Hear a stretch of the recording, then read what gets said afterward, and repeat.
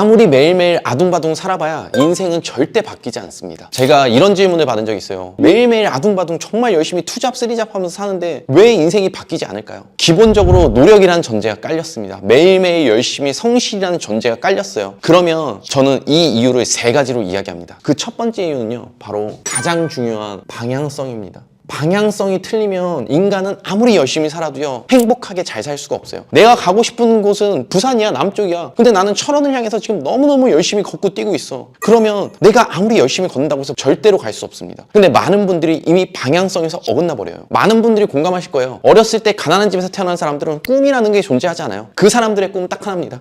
부자가 되자.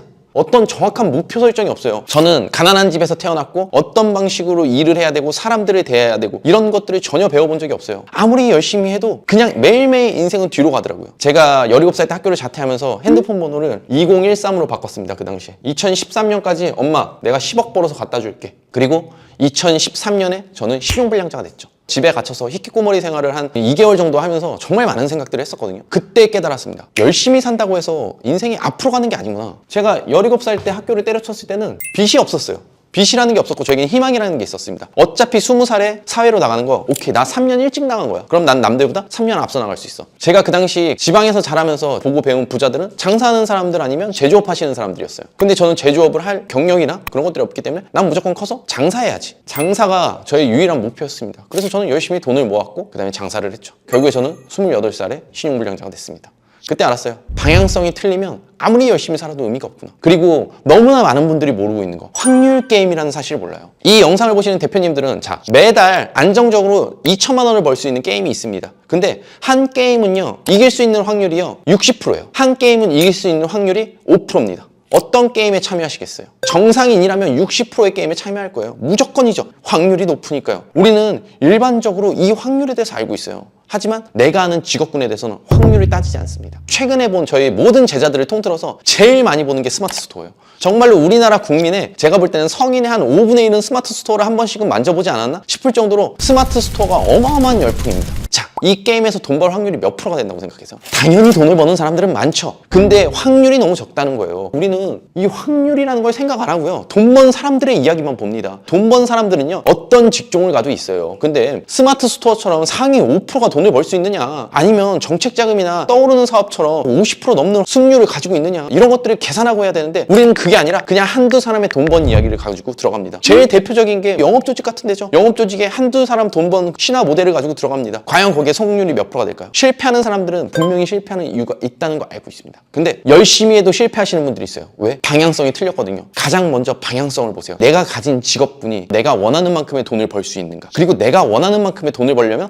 어떤 방법을 쓸 수 있는가? 그리고 내가 원하는 만큼의 돈을 버는 사람들이 얼마만큼 존재하는가? 이것만 명확히 따지세요. 그러면 돈을 벌 수 있습니다. 그리고 두 번째는 시간입니다. 두 가지의 오늘 시간에 대해서 알려드릴 거예요. 여기 계신 분들 중에 내 성공의 시간을 늘리고 싶은 사람은 없어요. 단축하고 싶죠. 빨리 성공하고 싶어요. 그래서 사람들은 조급하죠. 그러니까 자꾸 엉뚱한 선택을 하게 됩니다. 누구의 정보만 듣고 주식을 산다. 그 다음에 우리는 공부를 많이 하지 않습니다. 저도 주식과 코인으로 많은 돈을 날렸지만 왜 날렸느냐? 그때는 마음이 너무너무 조급합니다. 저의 모든 인생을 걸거든요. 초조하기 때문에 자꾸 잘못된 판단을 합니다. 내가 지금 수중에 돈이 없다면 돈이 없으면 없을수록 여유로운 판단을 하셔야 돼요. 내가 시드가 없다는 이유로, 수익이 작다는 이유로 조급한 판단을 해버리시면 저처럼 어렸을 때 신용불량자 되는 거예요. 저는 마음이 조급했습니다. 지금부터 단계적으로 내가 공부를 하고 멘토를 찾아가고 마케팅에 대해서 공부를 하고 다시 신메뉴를 만들고 장사를 일으킬 생각하는 게 아니라 나 중국 가서 한 방에 뒤집어야지. 그렇게 중국에서 저는 한 4개월이라는 시간을 보냈습니다. 사실은 도망친 거죠. 정답을 찾지 못했기 때문에 도망쳤습니다. 우리나라가 도박공화국이라는 사실 아실 거예요. 우리나라가 왜 도박공화국이 됐느냐? 사람들이 조급하거든요. 초조합니다. 초조함과 조급함을 가지고는 절대로 이 자본주의 게임에서 이길 수 없습니다. 내가 돈이 없으면 없을수록 여유를 보여주세요. 그래야 돈이 따라옵니다. 그리고 두 번째는 잉여의 시간입니다. 가난한 사람들일수록 잉여의 시간을 정말 많이 보냅니다. 저도 그걸 겪어봤기 때문에 아는 일이에요. 제가 신용불량자가 됐을 때 인생이 괴롭지 않았어요. 왜? 휴대폰이 있었거든요. 저는 그 당시에 신용불량자였기 때문에 휴대폰을 쓸 수가 없었습니다. 그래서 저는 그때 선불폰이라는 걸 썼었어요. 그리고 와이파이라는 게 있죠. 우리나라는 어떤 플랫폼, 아프리카 TV건 유튜브건 나는 가서 내가 원하는 사람들이 될 수 있죠. 잉여의 시간을 정말 많이 씁니다. 시간이라는 건 밀도 있게 써야 돼요. 이태원 클라스에서 정말 명대사로 보는 거, 저 사람과 나는 시간의 밀도가 달랐다. 우리는 같은 공간에서 같은 숨을 쉬고 똑같이 24시간을 쓰지만 누구는 그 24시간을 72시간처럼 쓰지만 그 누군가는 잉여의 시간으로서 모두 날려버린단 말이에요. 제가 저희 와이프한테 하는 얘기가 있어요. 저희 와이프는 잠이 많은 스타일이에요. 5분 10분 더 자면 인생이 행복해? 5분 10분 더 자서 급하게 나가야 되고 약속 시간 늦을까봐 초조하고 그 다음에 약속 시간 늦어서 내 신뢰를 저버리고 저는 그렇게 하지 않거든요. 제가 너무너무 좋아하는 말 중에 이런 말이 있어요. 3당 4락. 저는 어렸을 때부터 이 말을 들어왔었고요. 우리는 고3 학생들에게도 이렇게 가르칩니다. 3시간 자면 붙고 4시간 자면 떨어지는 거다, 스카이에. 근데 성인들이 되어서 고등학생만도 못한 생각들 하고 있는 거예요. 요새 유튜브에 정말 조회수 많은 영상 뭔지 아세요? 인간은 7시간 이상 자지 않으면 노화가 어마어마하게 진축된다. 그래서 7시간은 자야 된다. 사람마다 편차가 있는데 저는 오늘도 5시간 자고 나왔는데 피곤하거나 그렇게 생각하지 않습니다. 아니, 내가 내 인생을 위해서 이렇게 열심히 사는데 너무너무 행복한 일 아니에요? 근데 우리 성인들은 맨날 이런 얘기를 하죠. 7시간은 자야 돼. 우리는 알고 있어요. 잉여의 시간을 없애야 된다는 거. 그리고 잠을 줄여야 된다는 거. 성공하기 위한 필수 요건도 아닙니다. 기초 요건 중에 기초 요건이에요. 하루에 휴대폰 몇 시간 하는지 보세요. 유튜브 몇 시간 보시나요? 인스타그램 몇 시간 보시나요? 내가 자는 시간만큼 쓰시는 분도 있을 거고요. 내가 밥 먹는 시간만큼 쓰시는 분도 있을 거예요. 시간에 녹아 죽습니다. 저는 어렸을 때 쌈박질하고요. 사고치고 매일 놀았습니다. 성인이 되고 신용불량자가 돼 보니까 내가 학교 다닐 때 그냥 무시했던 친구들, 제가 상상도 할 수 없는 연봉을 받으면서 성공하더라고요. 제가 그때 제 스스로 이렇게 생각했어요.